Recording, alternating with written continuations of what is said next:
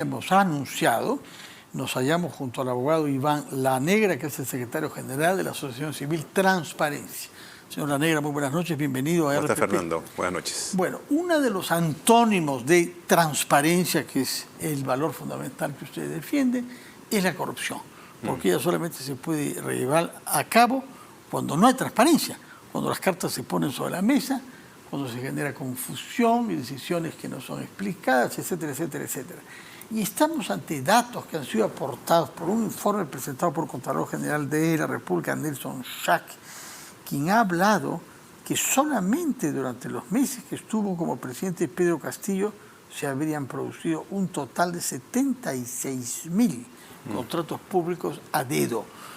Claro, no todos ni la mayoría han sido decididos por él, pero aparentemente se generó de arriba hacia abajo una actitud indulgente que ha dado lugar a esta cifra astronómica, 76.000 contratos públicos hechos a dedo. Sí, a ver, primero es un mecanismo que está en la ley y el problema es el abuso del mecanismo, ¿no? Porque está hecho para pequeños montos. No recuerdo ahorita el monto exacto que hay como límite, pero son montos en principio pequeños. Que hay varias malas prácticas que se usan para aprovechar ese mecanismo. Por ejemplo, fragmentar o fraccionar, ¿no?, un contrato. En lugar de hacerlo en el monto completo, se va dividiendo en pequeños contratos. De esa manera no se supera el límite y se permite de esa manera un contrato directo, ¿no? Y al hacerlo de manera directa, el riesgo de que esté direccionado algún actor que tenga algún favor del funcionario o que haya un problema inclusive de alguna coima involucrada, pues sube, ¿no? Es más alto el riesgo. Entonces ese es por esa razón un problema. Ahora, no es un tema nuevo, ya veníamos arrastrando y tampoco ha desaparecido. Es decir, el mecanismo sigue estando hoy presente. El punto está en que si no hay mecanismos suficientes de control respecto a ese tipo de acciones, esto va a seguir pasando más adelante. Una de las modalidades más frecuentes que ha sido destacada por el informe de la Contraloría es el fraccionamiento de los contratos, porque usted ha dicho bien que ciertos montos pequeños pueden beneficiarse de una manera rápida de conceder el contrato para que la obra se ejecute en vista de que precisamente el gasto no es muy considerable. Pero ante lo que estamos en que con astucia y falta total de transparencia hay ejecutores que dividen la obra en varios paquetes diferentes para que ninguna de ellas pase el límite y puedan actuar con la ligereza. O el contrato de servicios también, ¿no? Sí. Cualquiera de esas dos vías puede utilizarse. Y es un problema que, como digo, depende de una mínima fiscalización, porque cuando hay una acción, ¿no?, temprana, rápidamente se identifica que eso es una forma de ocultar un contrato mayor, porque es el mismo proveedor, son, digamos, actividades que están vinculadas claramente, y entonces cuando eso pasa es clarísimo que hay una evasión de la ley para tratar de favorecerse por ese mecanismo de contratación directa. De acuerdo. ¿Qué se puede hacer para, por supuesto, contar con la honestidad de los funcionarios públicos, de los ministros, y que se ejerza un verdadero control? Pero fuera del aspecto personal, ¿qué reforma es concebible para que, sin paralizar naturalmente la ejecución de los presupuestos y la generación de contratos, no estemos ante una tal cantidad de atribuciones arbitrarias? Claro, hay varias vías, ¿no? Una es la más tradicional, que es garantizar que hayan instancias dentro de la propia entidad pública que estén mirando ese tipo de situaciones. Segundo, hay ya formas modernas, algo así como mecanismos ya automatizados, que van identificando patrones dentro de las instituciones. Y cuando ese patrón se identifica, deberían hacer una alerta a la autoridad para que se acerque y verifique ya con detalle si estamos frente a un caso de evasión de la ley. Y la otra cuestión, que es más importante creo de todo, es que estas cosas no quedan impunes. Porque, ¿por qué esto se repite?, ¿no? Porque la mayoría de los gestores piensa de que nada va a pasar. Si esto no acaba en sanciones efectivas, el incentivo que se genera es el de seguir con esta práctica. De acuerdo. Entonces vayamos desde lo pequeño, que son estos pequeños contratos, o contratos de montos bajos, hasta lo más alto, que es, por ejemplo, la situación de una autoridad titular de un poder del Estado, como es el señor Alejandro Soto, presidente del Congreso. Estamos ante una multiplicación de denuncias, investigaciones que vienen incluso de la Fiscalía y de la Procuraduría del Ministerio de Cultura para el caso de su inmueble, creo que en el distrito cusqueño de Yucay. Sí.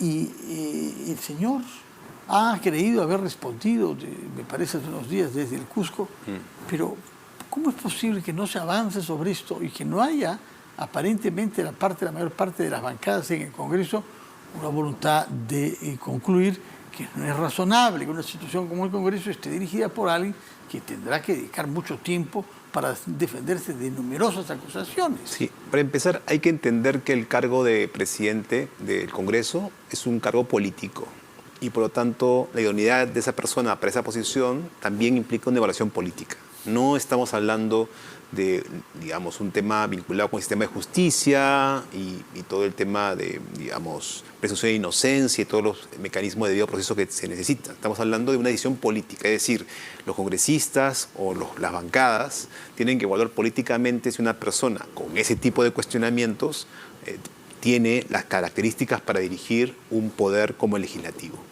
Entonces, es evidente por todo lo que hemos venido conociendo de lo que han sido los antecedentes antes de llegar al Congreso, las cosas que se han conocido respecto de información faltante en la declaración jurada que se presenta en la hoja de vida para postular, los casos que ya se conocen durante su gestión, ¿no? Contratación de, por ejemplo, una persona que está vinculado directamente a través de la madre de su menor hijo, los temas vinculados, y me parece uno de los casos más serios, ¿no? Que es el haber votado a favor de una ley que lo favorecía directamente, ¿no? Es decir, que es un caso muy claro. Y otras cosas que se van conociendo, ¿no? Cada vez conocemos más información. ¿Por qué? Porque además cuando un personaje llega a un puesto de esta naturaleza, la atención de los medios de comunicación, para empezar, y otras instancias, crece. Entonces es evidente que se está conociendo cada vez más. Y pareciera que el Congreso y muchas bancadas no tienen esa preocupación. Pareciera que eso no es suficiente, ¿no? Y más bien han, digamos, buscado algún tipo de defensa del mantenimiento de esta persona en la presidencia del Congreso. En este contexto hay un debate jurídico sobre el cual quisiera que nos oriente respecto a la famosa ley Soto, que es una ley que ha modificado los términos de la prescripción de algunas situaciones penales. Ley que ha beneficiado al mismo señor Soto, como él votó por ella y fue uno de los primeros que se supo beneficiados, se ha pasado a llamar a la ley Soto, pero ha beneficiado también a otros y puede beneficiar a mucha gente, incluso terroristas, violadores, narcotraficantes, ¿no? Se ha abierto una brecha. Explíquenos, por favor, qué fundamento inicial tenía modificar el marco normativo de la prescripción, que recordemos es el plazo más allá del cual ya no se puede juzgar un caso, ¿no? O sea, más que modificar los plazos de prescripción, están modificando cómo se contabiliza, o sea, en qué momento se deja de contabilizar, ¿no? Y había momentos en los cuales, por razones de investigación y demás, que no se contaban ciertos plazos, y ahora ya no. Entonces ahora eso hace que los tiempos, digamos, para llegar a la prescripción sean en la práctica menores. Y eso, desde luego, favorece a todos aquellos que tienen procesos que en el Perú sabemos, ¿no? Son procesos largos, complejos, demoran mucho en ocasiones. Y ahora eso puede ser usado más como una herramienta adicional de búsqueda de impunidad. Es decir, ya no solamente, digamos, te basta intentar probar tu inocencia, sino que también puedes alargar el proceso, ¿no? Alargarlo y de esa manera buscar también más fácilmente la prescripción de los delitos. Y en la mayor parte de los casos que usted conoce que se demoran mucho, el caso del señor Urtecho, por ejemplo, un mochasueldos, que fue objeto de una denuncia el año 13. 10 años después acaba de ser condenado a una pena severa, es cierto, 22 años.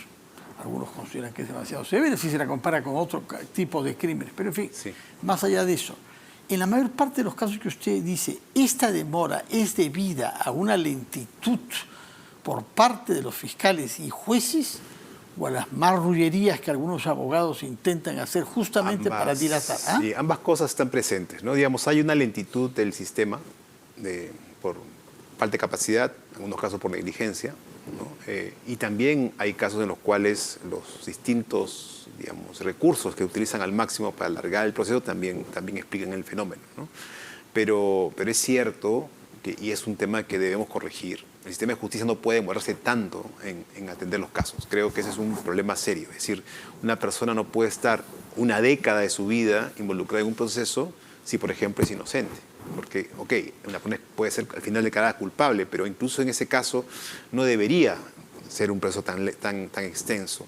Pero imagínense los casos de las personas que son inocentes, estando mucho tiempo. Entonces creo que lo que hay que hacer es un equilibrio, ¿no? Un equilibrio en estas reglas, pero por otro lado generar una inversión en las capacidades del sistema de justicia para que el Ministerio Público, el Poder Judicial y los demás operadores puedan acelerar casos que se van acumulando y generan estos retrasos en el sistema. Por otra parte, en los últimos días hemos tomado conocimiento de varias iniciativas tomadas por la Fiscalía de la Nación, por el Ministerio Público, para, en buena cuenta, evitar ser investigados algunos de sus dirigentes y la fiscal de la Nación sobre todo. Hace unos días hemos comentado acá un proceso que se presentó ante el Tribunal Constitucional, un proceso de competencia.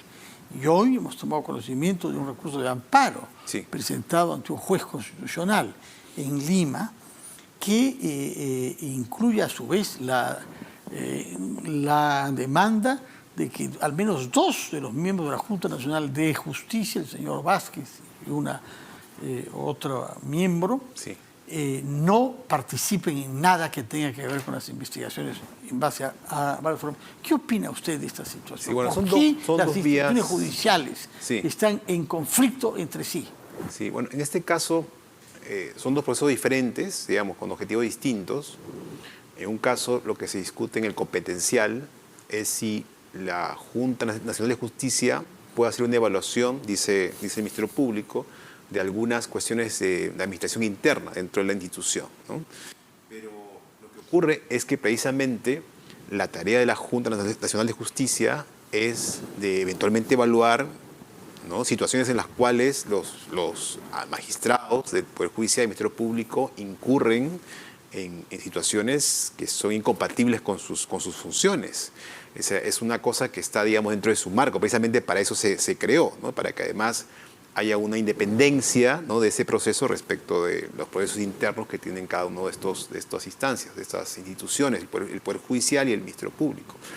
Entonces, suena extraño, ¿no?, que se cuestione eso, porque se trata precisamente de eso, de mirar ciertas decisiones que las instituciones toman y que pueden ser incompatibles con poner a otro. En el ha caso dado la expresión de que la fiscal de la Nación quería proteger a su hermana. Hay que evitar, naturalmente, ese es un que tema, se instale la sospecha. Me pareciera que es un tema que requeriría ver la Junta, ¿no? Entonces, ahora, va al Tribunal Constitucional y claro, lo que puede originar, dependiendo de lo que decida, es la neutralización de las capacidades de la Junta Nacional de Justicia para cumplir con su función. Eso es lo que puede ser el resultado final, más allá del caso particular de ahora de la Fiscalía de la Nación. Y que el otro caso ya es un tema más puntual, o sea, estamos hablando de un problema vinculado con 2 de los miembros de la Junta que dice no pueden intervenir en un caso por razones, dice, de que está en cuestión, ¿no?, su idoneidad para poder juzgar a la fiscal.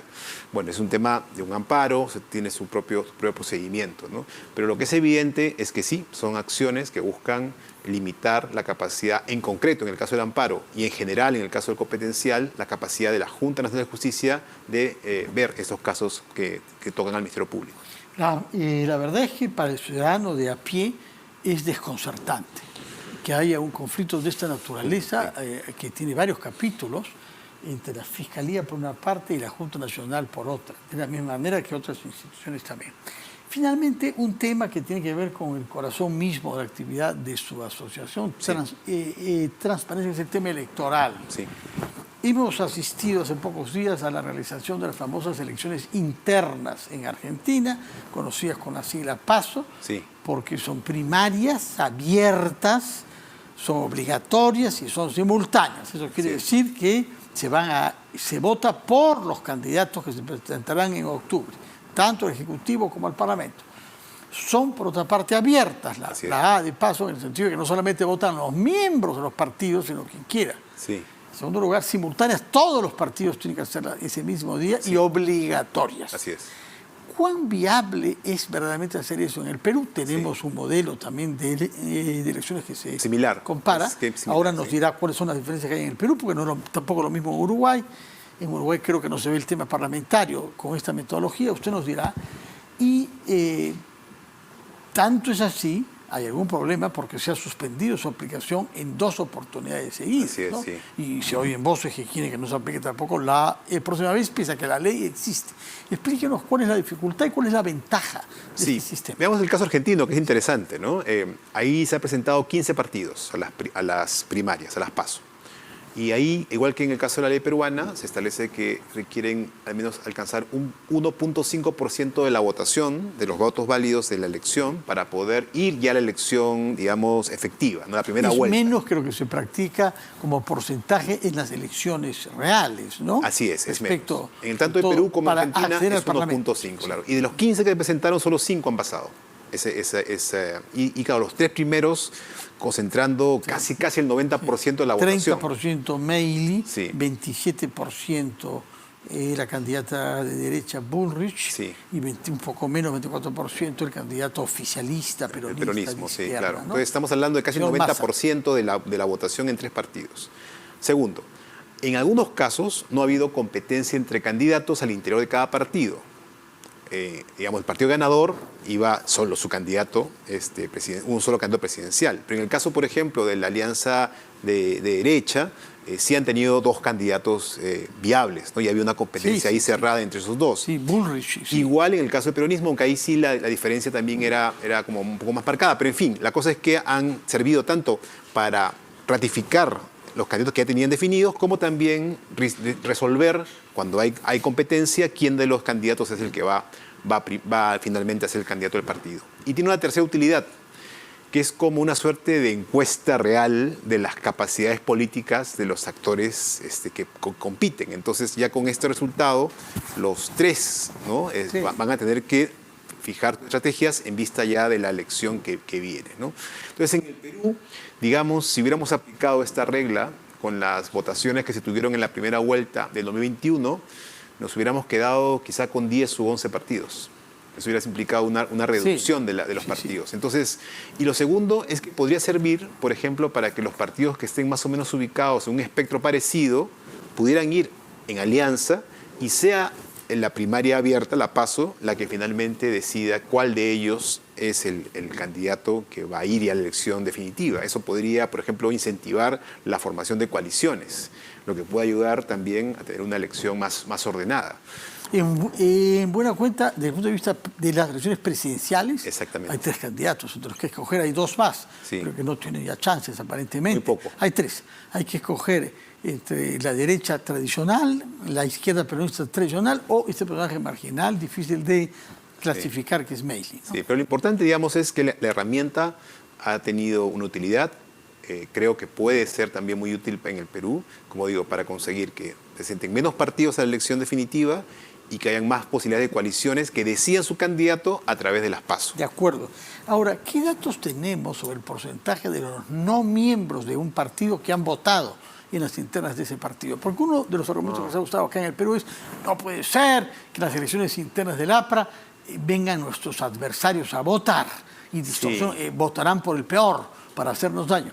Ahora, eso supone que el que vote en ese partido no puede votar en otro, solamente se puede votar por un partido, eso está controlado. Pero eso es ¿Cuán un dato real es ese riesgo? Es que es un riesgo muy pequeño, porque en realidad cuando uno mira las elecciones internas, que ya tenemos en el Perú hay elecciones internas organizadas por la OMPE desde hace ya algún tiempo, el porcentaje de militantes que van a votar es pequeñísimo. O sea, del propio partido. O sea, eso sería un problema si tuvieras una votación enorme, masiva de tu propio partido y que se ve afectada por votos, entre comillas, golondrinos de otros militantes. Pero eso no ocurre. O sea, lo que pasa en realidad es que votan muy pocos del propio partido. Entonces, porque tenemos partidos muy débiles. Esa es la realidad. Entonces, más bien las primarias son una forma de empezar a construir organizaciones que se esfuercen desde las etapas iniciales a construir un mínimo de vínculo con la gente. Bueno. Si no, esto va a ser cada vez más... Transparencia sería partidaria, es una decisión que tomó sin duda. la Asamblea Nosotros de que hayan elecciones internas. Las pasos son un tema que ya está en la legislación, entonces pensamos que Pero hay con la debida regulación... Hay quienes quieren derogar, acomodar, Sí, reducir. no, pero es una disposición que está vigente. Nosotros en principio Pero no se ha somos... aplicado nunca. Se ha que suspendido hay acá. que hacer la regulación correspondiente que está en mando a la autoridad electoral para aplicarla. Creo que es un primer paso que deberíamos impulsar. Señor Iván La Negra, muchas gracias por sus explicaciones, como de costumbre, serenas y equilibradas, nos han permitido aclarar un poco la naturaleza de nuestros conflictos y nuestros desafíos. Que tenga usted muy buen fin de pronto. semana, gracias por su presencia.